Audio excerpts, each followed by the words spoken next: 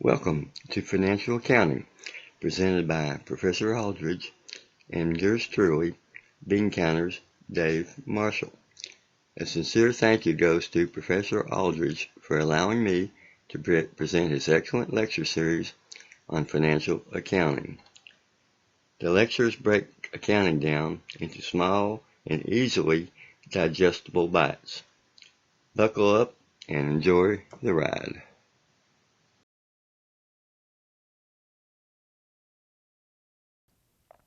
Preparing the unadjusted trial balance is the fourth step in the accounting cycle. A trial balance is a list of company accounts and their ending ledger balances. Its primary purpose at this step is to make sure that debits equal credits. The trial balance is prepared at the end of the accounting period, as are all of the subsequent steps in the accounting cycle. The trial balance lists accounts in the following order: assets, liabilities, equity, revenues, and expenses.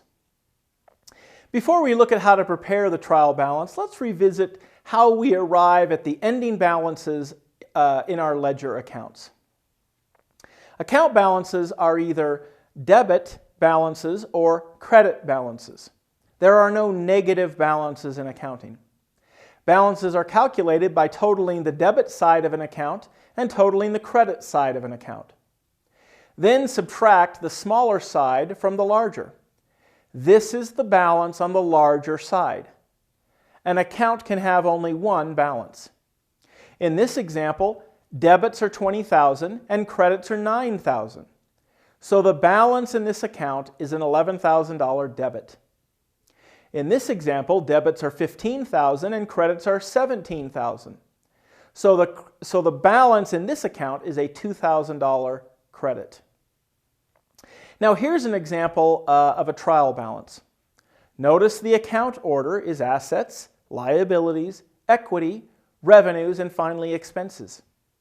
Let's look at the details as to how we arrived at these balances.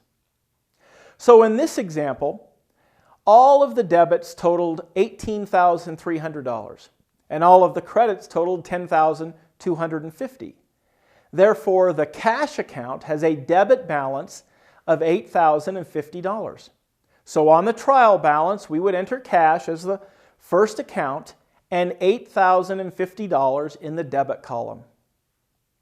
Then we would repeat this process for all of the other accounts that have balances. Normally, accounts that have no balances would not appear on the trial balance. Some additional terminology that you should be aware of is the chart of accounts. The chart of accounts are all of the accounts available for use in a company. It is likely that accounts on the chart of accounts may not be used all of the time. The chart of accounts is not the same thing as the trial balance, which are the accounts that are used and have balances. Here is a short example of a chart of accounts. In academia, we identify accounts by their names, like cash or service revenue.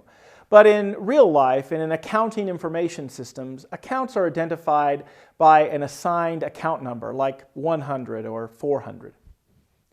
So much of what we've covered in this video deals with the trial balance in general. I'd like to identify why this is an unadjusted trial balance. Specifically, other than telling us the balances of our ledger accounts at this time and whether or not our debits equal our credits, the adjusted trial balance doesn't tell us very much. For example, look at the supplies balance. That balance has likely come from the purchase of supplies during the month. However, it may not be the amount of supplies on hand at the end of the month if we've used some of them. So there are limitations to the adjusted trial balance, including some transactions may not have been journalized. The correct journal entry might not have been posted. A journal entry may have been entered or posted twice. Incorrect accounts may have been used in the journalizing or posting of transactions. Or offsetting errors are made in the recording of the transactions. In fact, this is why we need to perform the next step in the accounting cycle, adjusting journal entries. So we can adjust the account balances to more accurately reflect the financial position of a company. And that concludes this short video on preparing the unadjusted trial balance.